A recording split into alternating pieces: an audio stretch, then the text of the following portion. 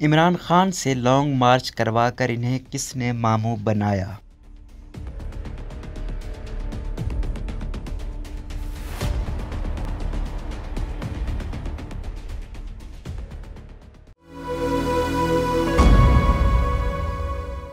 साबिक वज़ीर आज़म इमरान खान ने इक़्तिदार से बेदखली के बाद फौरी नए इलेक्शन का मुतालबा फौजी एस्टेब्लिशमेंट के एक बासर धड़े के कहने पर किया था और इस्लामाबाद लॉन्ग मार्च भी इसी मकसद के लिए किया गया था। ताहम इमरान का पेशावर से इस्लामाबाद लॉन्ग मार्च शुरा की तादाद के हिसाब से मुकम्मल नाकाम रहा और कोई अवामी तासुर कायम न कर सका, जिसके बायस कप्तान ने डी चौक धरना ना देने का फैसला किया। लेकिन अब ऐसा मालूम होता है कि इमरान खान को जानबूझकर गलत मशवरा दिया गया और मामू बनाया गया, जिसके नतीजे में उन्हें शदीद सियासी नुकसान पहुंचा है। तहरीक इंसाफ के अंदरूनी ज़राए का कहना है कि इमरान खान को पार्टी की मरकजी क़यादत ने 2 दिन के मुख्तसर नोटिस पर 25 मई का लॉन्ग मार्च करने से मना किया था। ताहम इमरान खान का कहना था कि बहुत सोच समझ कर पक्के फैसले करते हैं, लिहाजा लॉन्ग मार्च लाजमी होगा और इसके नतीजे में हुकूमत जल्द इलेक्शन का ऐलान भी करेगी।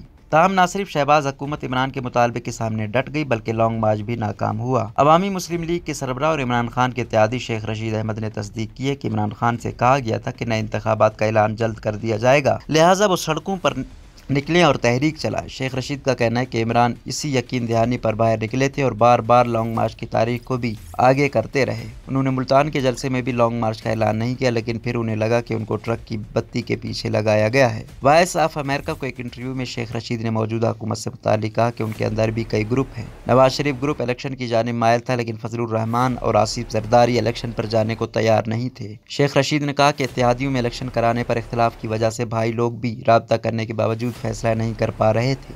इमरान खान ने उन्हें भी सख्ती से मना कर दिया था कि अब एस्टेब्लिशमेंट से बात नहीं करनी। शेख रशीद ने दावा किया कि मुक़्तदर क़ुव्वतें इमरान खान के मुज़ाकरातियों को यकीन दिलाती रहीं कि आसिफ जरदारी भी ठीक हो जाएंगे और वो जल्द इलेक्शन की तारीख देंगे। उन्होंने कहा कि मुल्तान जलसे के बाद इमरान ने कहा कि ये लोग चालाकी कर रहे हैं, अगर अब मैंने इन्हें मजीद वक्त दिया तो मेरे सपोर्टर्स मायूस हो जाएंगे और हम सब गिरफ्तार हो जाएंगे। उन्होंने कहा कि इमरान खान ने किसी भी तरफ से फ़ोन लेने से इनकार कर दिया और जो 2-3 राब्ते थे उनको मुस्तरद करके लॉन्ग मार्च का ऐलान कर दिया। शेख रशीद का कहना था कि बैकडोर चैनल मुज़ाकरात पहले दिन से शुरू हो गए थे, कभी 2 तो कभी 1 फर्द पर मुश्तमिल कमेटी इमरान की इमाम पर मुज़ाकरात करती रही, लेकिन मुज़ाकरात बेनतीजा ख़त्म हो गए। सियासी तजियाकारों का कहना है कि इमरान फौरी इंतखाबात का मुतालबा करके फंस चुके हैं और अब पीछे नहीं हट सकते, इसलिए उन्होंने इस्लामाबाद में धरना ना देने के बावजूद 6 रोज़ बाद दोबारा सड़कों पर निकलने का ऐलान किया है। ताहम अब उनके गुब्बारे से हवा निकलना शुरू हो चुकी है और हुकूमत नए इलेक्शन अगले बरस करवाने पर डट गई है। दूसरी जानिब इमरान अब भी अपने साथियों को यकीन दहानी करवा रहे हैं कि वो अपने मकसद में कामयाब हो जाएंगे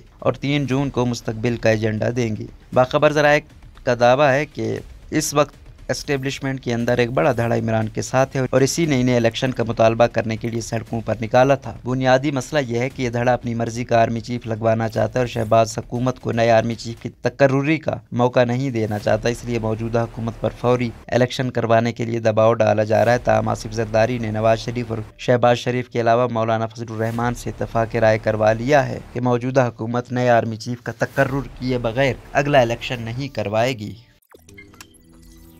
रोज़नामा कुदरत की वीडियो देखने के लिए अभी YouTube चैनल पर सब्सक्राइब करें और बेल आइकन पर भी क्लिक करें।